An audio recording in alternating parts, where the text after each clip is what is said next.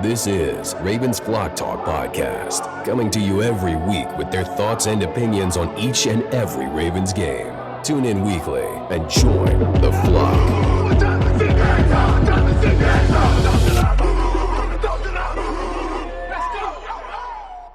This is Ravens Flock Talk. I am your host, Brandon, and my dad joins me as my other hosts. Week 7, prime time, I guess prime time because of the Monday night doubleheader against the Tampa Bay Buccaneers. And before we get into that, though, we had a kind of a wild, crazy week here at Ravens Flock Talk. One of our videos where I, let's just say, slightly ripped into Marcus Williams and briefly mentioned Eddie Jackson, got 73,000 views on our Instagram page, and then got the attention of none other than a Ravens player, our first Ravens player that has commented.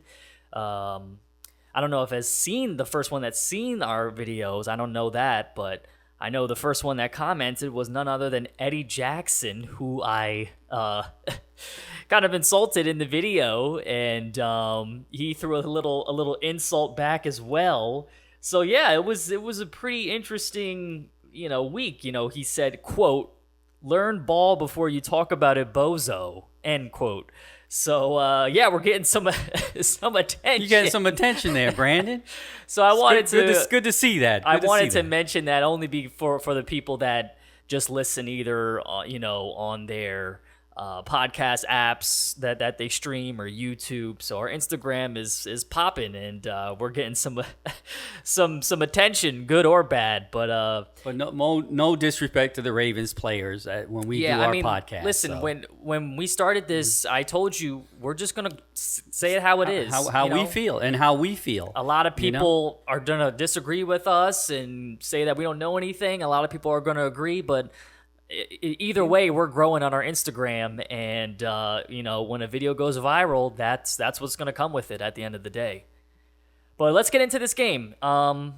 Started out rough. Started out pretty nervous, you would say, right? Yeah. I mean, they just marched down our throats, and we're like, oh, we're in it. Yeah. And didn't look like our night in the beginning. Oh yeah, especially we get the ball back. I'm thinking, okay, let's match them, and we got knocked out of field goal range, had the punt back, and then we got lucky with it could have been their second straight touchdown, but a holding call negated that. Yep. Thank the football gods. They ended up with 3, 10-0, and then everything changed on that Marlon Humphrey interception. Really, I could argue it changed when Mike Evans went out. Yeah. I was actually like, I don't even know why he's even playing with a hamstring injury.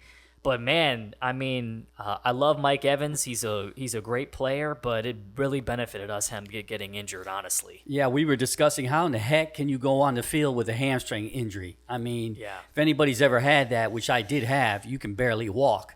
So it was impressive that he even got on the field, Brandon, to give them a chance because they only have him and Godwin, so. Very impressive. I mean, I could see it as like a pocket quarterback maybe because, okay, I'm not going to run. I'll just go down. But as a receiver, you're running routes. Yeah. And it's amazing he even scored, too, on top of that. You're planting your foot to make a route, so change of a route. As soon as he went down to his reaction, you just knew he was out, and it benefited us greatly. Yeah. I mean, all we had to do now was really just hone in on Godwin, and then he gets injured, too. Probably season ending with like 43 seconds left in the game. I can't believe he was even out there after Evans went down. You only have one key receiver. And I feel for the Tampa because we know how that feels when key players go down. We've had Lamar go down and your season is over. Yeah. So prayers out to Godwin and Evans. And Mike Evans, yeah. So. Yeah, but I mean, as soon as and we've been tough on Marlon. He went out of bounds and went back in. Luckily, I guess the refs just didn't see that. But, Baker, it just seemed like he was just scanning the field because he had all day to throw on that play. I mean, there was no pass rush. And it just seemed like as soon as he looked right, he just flung it. And he didn't see Marlon. He didn't see Marlon coming back in, even though he did establish himself back in the field of play.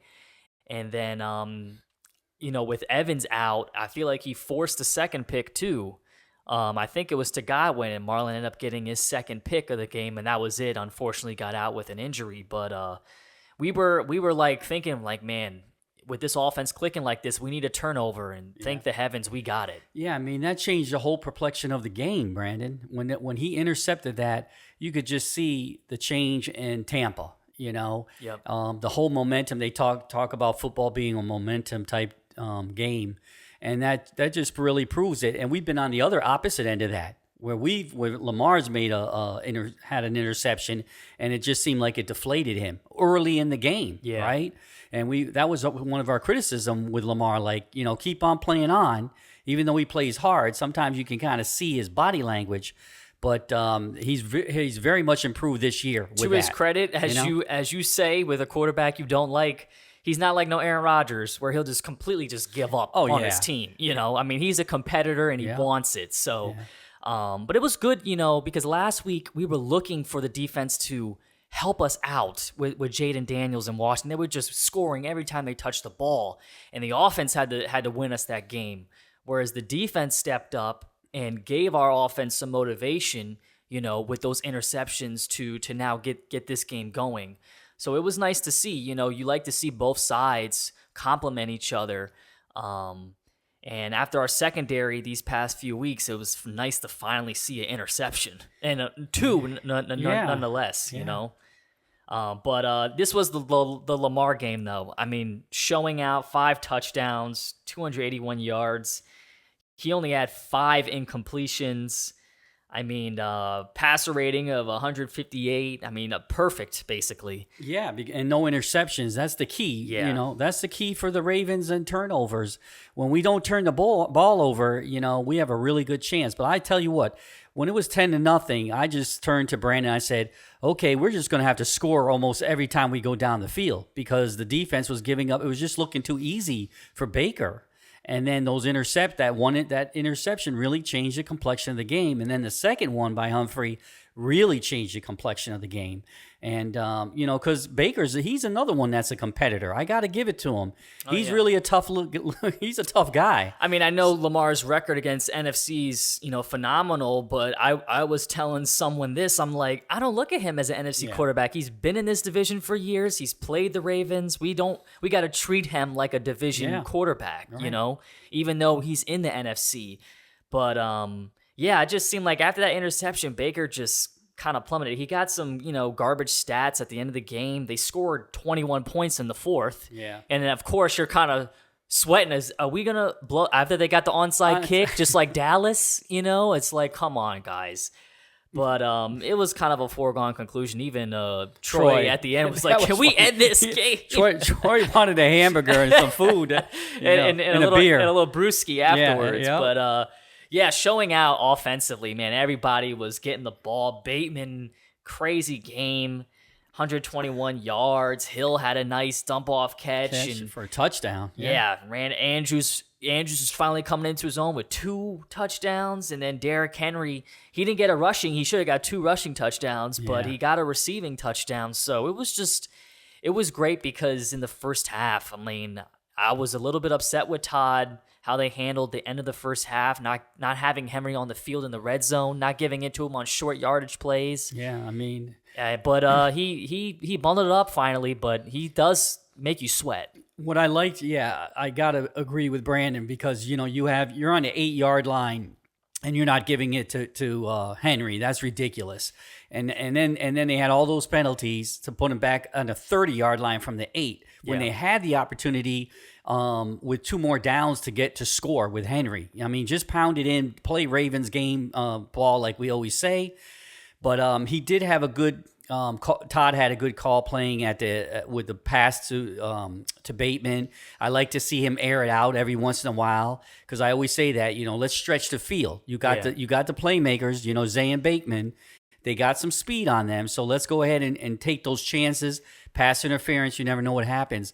But I was glad to see the mixture of plays Todd made. But please, Todd, in the red zone, we got our own beast mode. Marshawn Lynch, he's our Marshawn Lynch. I mean, even if he doesn't get the ball, I at least wanted him on the field. And that's the only critique I had of Todd. I mean, he flipped the switch at halftime, but I felt like this game should have been over at halftime. Yeah. You know?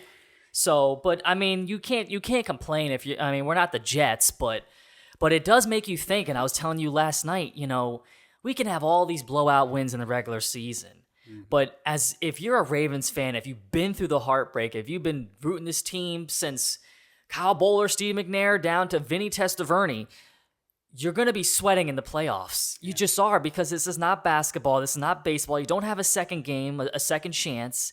It has to be perfect. Every decision in that game matters. And if you have a slow start or you're not getting a star player involved, you're sitting there thinking, season, is this going to be it? Yeah. I mean, no team can be perfect. No quarterback can be perfect. But I believe, like in the fourth quarter, when Lamar did that backward lateral pass, well, it was supposed to be a pass and it was a backward lateral that they picked up to score, and then they called it back. But I mean, his knee was down. But those kind of plays, if that was a really critical time in the game and it's tied, and Lamar makes a kind of a lazy pass like that to Zay, that could have been a critical situation. We weren't sweating it because we were up by double digits. But those are the kind of things we got to clean up. And the penalties, Brandon, we got to talk about the penalties, for goodness sake. Now, the Ravens are saying all on the social media that, the refs were against us, it's a fixed and everything, but we've got to clean up these penalties. I don't know what we're ranked in the league in terms of penalties. Brandon, now were we surprised when at the end of the game we looked at the total penalties, and I think it was very close between Tampa and us in terms of the total yards given up on penalties, and the number of penalties was just one apart. I think it was 6 and 7. Yeah, six it was neck and neck. Yeah. I know two that stuck out in my mind that were not holding calls on Zay Flowers. I mean, he was looking confused about what he put do, his arms and then out, just pushed him. Then they showed it, and I'm like, what? Yeah. And then when Lamar scored on the scramble, I think it was on Falele, the guy literally tackles him helmet to helmet too. On top of that, he just ran into him. That's what I'm saying. Yeah, and they called that. On him. So those are two that should have never been called. But with the refs, this is why everybody complains in the league, not just Baltimore Ravens fans, but it's like, where's the consistency? It's either egregious and they no call, or some tic-tac stuff where you're like, are you for real? This is football, and they can't wait to throw the flag. Yeah.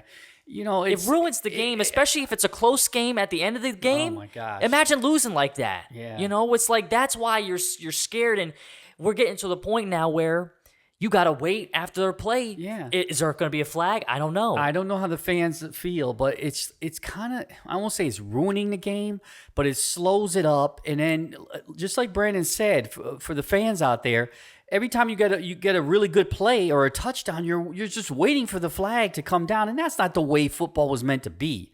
So I guess that's our point with the refs. My gosh! And every game we watch, it seems like that, and it's just every third play is a flag, and it just kind of like, come on, guys! Let them play ball. I was just gonna mention a great example is, I think it was the Jets, Thursday night Jets Bills with like 22 something penalties. Yeah. I mean, it was unwatchable. I mean, it was actually an embarrassment product that the NFL displayed on the field. With Roger Goodell, with everybody watching, because it's a prime time game. Yeah. I mean, if you're having every third play a flag, that really diminishes the game. Let's just, play football. My gosh, we understand the safety of it all, but man, and then in terms of the quarterback, this is getting ridiculous, man. If they just touch the quarterback on his shoulder, his helmet, just trying to go over the top of another guy. It's just the last thing I want to mention with the penalties is Lamar was getting rocked. He got rocked twice. One was called, I think, his first roughing the passer call this year. And a second one, he gets rocked in the helmet, and they go, well, it wasn't a flag because he's a runner. He's considered a runner at that point. Well, what if it's a running back or a receiver over the middle? They get clocked in the head. They always throw the flag. Why? I mean, that doesn't make any sense to me. Well, He's still got helmet to helmet. You want to negate this? Exactly. What does being a runner even matter? That shouldn't matter at all. That was a missed call. We got lucky with it, where they set a block to Henry in the lower leg section. I forgot the name of the penalty. Chop block. Chop block. Yeah. And so we got bailed out on that, but the thing is it was helmet to helmet clearly, and he's a quarterback, so that's what I'm saying. Forget the runner aspect. He's a player on the field. I don't care if it was Mark Andrews or Zay. Helmet to helmet, it's a flag. That's the rule now that you guys wanted in the league. So that's the last thing I have to say on the penalty. But I mean, it was an overall great game. I was thinking this would have been a trap game. It could have been a trap game. They have a great passing offense, but Evans going in with a hammy already bothering him helped us. Yeah, it really did. Yeah, they were touting this as the team, the passing team versus the running team, and that's exactly how it played out until Evans got hurt. Yeah. So, but I mean, man, we did throw it five touchdown passes, but I'm saying, well, yeah, the run game didn't really get going until Henry burst that 81-yarder. But look at the impact that Henry has, and I don't think anybody, including all Ravens fan, would imagine he would have that much impact. I think the whole league is surprised that Henry has broken out like this because of his age. But it's because of the. I got to give it to the scheming of the Ravens, because he was a perfect fit. He had that's Eric DeCosta. He had Justice Hill and he has Lamar, and they don't know how what to do. We're still waiting, on Keaton Mitchell to come back too. Yeah. So and one thing I wanted to say too, I'm glad you brought it up with how phenomenal he's been playing, considering his age and how many years he's played and the brutality that he's taken, that especially at that position, is Ezekiel Elliott was drafted in the same draft as Henry. I heard that today. I couldn't. Wow. And you think about his career and where he's at. He's been washed for the last 3 years. Yeah. Yeah. I mean, it's done. He could have retired 2 years ago. I think it was Troy that was talking about Henry's workout routine and how he keeps his body in shape and what he's going to do after the game when he gets off the plane. Oh yeah. So he's just a phenomenon. He's just a freak of nature on top of his work ethic. And I gotta give it. I think about Tom Brady with that, because he was very disciplined with his diet and his workout routine. So you got to give these guys credit that really stick to that at their age, and that's how Tom was able to play so long. Not only Tom, but I mean, I know he's a quarterback, but too, I think a better example is LeBron. You got to play offense and defense. Tom's just throwing it. Not to discredit him. It's amazing what he was able to do, but. I look at Henry like a LeBron when you got to do all these different things at that position that you play at. Yeah. So it's phenomenal. And I saw a video of them mic'd up with each other last week against Washington when the game on the line, who's going to get the ball? And Lamar goes up to him and says, I'm going to keep it. And Henry's like, no, give it to me. I want it. And Lamar's like, no. And that was when Lamar, remember when he pulled the hand off and ran, but it's like, I'm looking at that going, oh my God, it's like Scotty and Michael. It's like, they're like working off of each other, which is great. I meant to show you that video. And I think Lamar's it's fascinating. Brandon, I think Lamar's the only quarterback that has the ability to pull the ball back from a running back. And they all know it because it's Lamar. Yeah. When they call a play to a running back, the defense doesn't know it's because the defense. I'm talking about like the offense. The running backs. He has that option to pull the ball back if he sees something at the last minute. He can pull it back even if he called the play for the running back. Yeah. And I think he's the only quarterback that really, really does that because of his natural ability to run, and the running backs expect that.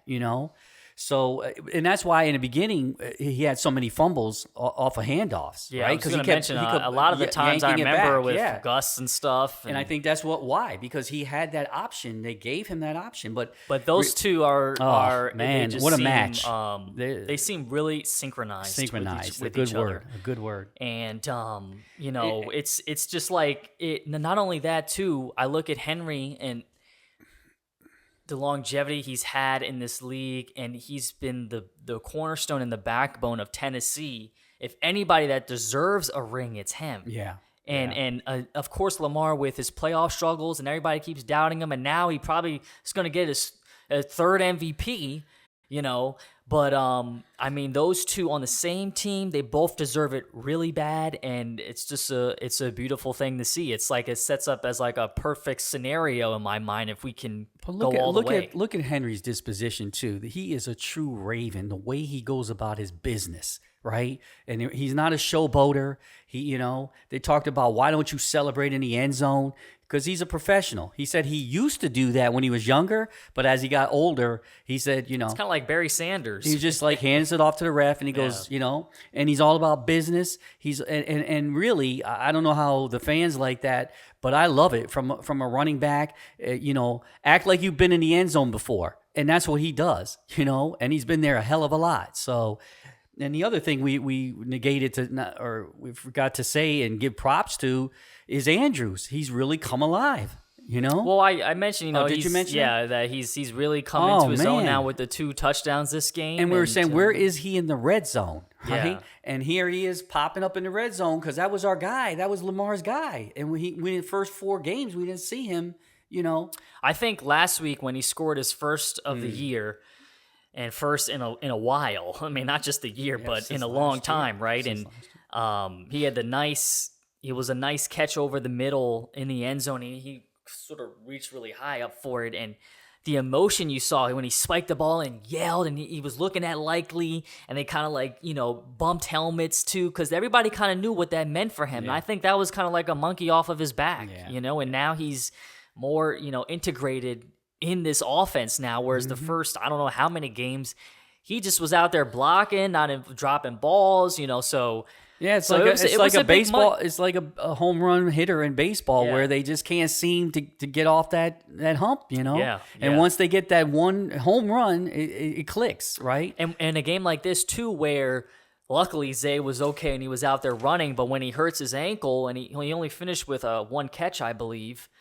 You need an Andrews, a Bateman. You need those guys to step up. Whereas last week it was all Zay in the beginning. He was torching Washington. So week in, week out, we have good players. The consistency might not be there with some players, like what this player's going to show out every single. I mean, maybe Lamar and Henry, but from a receiving perspective, it could be an Andrews night. It could be a Zay night. You never know, right? Likely is a sleeper. Bateman this game it was Bateman, so it goes in the flow of the game. Whoever's hot is hot. I think you make a great point, and that's what makes the Ravens so dangerous, Brandon, is because we don't have these elite or star players, say, especially in the receiving core, but they're all very good. So you never know what's going to hit you or hurt you. You know, even in the running game. We got Henry, but we also have other running backs, and then you put in Lamar in that formula, and then heck. Now you got 3 running backs instead of 2. It's a lot of things that the defense needs to compensate for and pay attention for. And then you that's when someone slips out from behind you. And you're like, you got to account for Lamar always taking off. Then you got Henry, who's just going to run you over in the secondary if he gets to that point. Then you got Justice that can do a screen pass, and it's just a lot. It's a lot of weapons, but nobody is like a standout in other teams where they got these, like Evans and Godwin. You just know that's the only 2 on the team, right? Yeah, or CeeDee Lamb and really when he went down, that proved its point because nobody stood up, nobody came up to play. So, and to your point, Brandon, when Zay went down with the ankle, everybody stepped up. They stepped up. Bateman stepped up. Andrew stepped up. Even Kohler had a nice catch. So that's the beauty of our team. And if Todd continues to spread the ball around and keep their defenses on their heels, keep them honest. Then honest and on their heels, we got a good chance. But I tell you, that secondary does need improvement.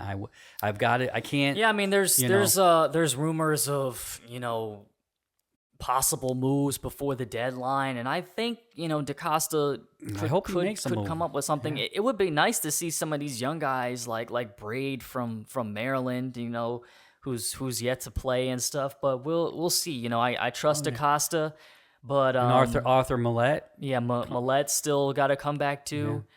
But I mean, it was nice to finally get an interception, and I know Marlon got it in Cincinnati, but we're kind of spoiled.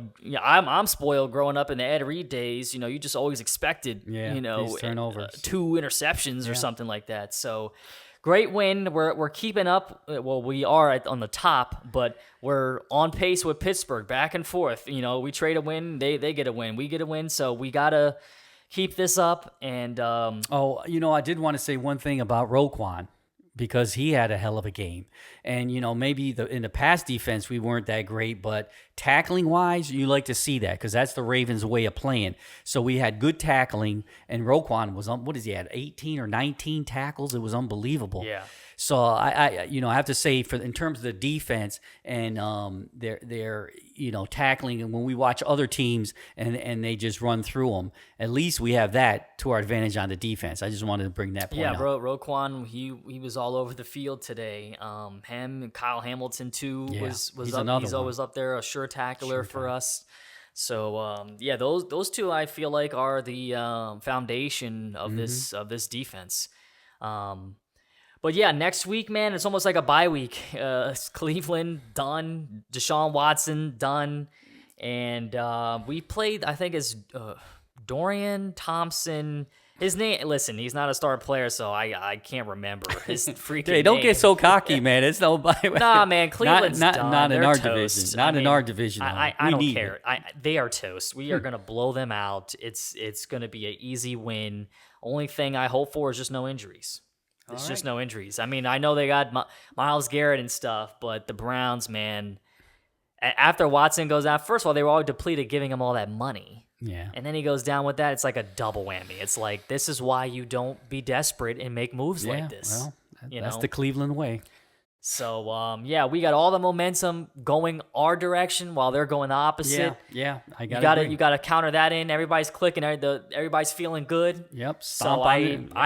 This game should not be close at all. I know it's the Browns in a division game, but they are very bad this year. So, let's just keep this rolling, man. It is fun so far. I was a little bit worried the first 2 weeks, but what are we? We've come alive. 5-2? 5-game win streak. Yeah. So we've come alive. It's good to see. We were very nervous, like all the Ravens fans. Going 0-2 wasn't a good feeling because we're not used to that. So hey, let's continue on the run.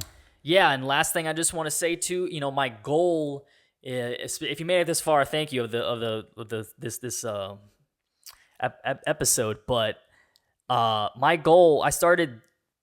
The beginning of the year, we had 1,264 Instagram followers, and my goal was to get 2,300, and we already surpassed that. We're almost at 2,500 right now, so it's amazing to see, man, the engagement and people following us. I was like, okay, 1,000 followers the whole season, that's good. Well, we already just burst through that door, so really appreciate it. Yeah. The engagement on the Instagram, and it's what helps this keep us motivated with the podcast. For us, it's exciting, and it keeps us really going week to week, and we really appreciate all the feedback and everything, and thanks a lot. I should have raised the standards, the benchmark. So, tune in next week against the Dog Pound, and let's just hope for another great Ravens win.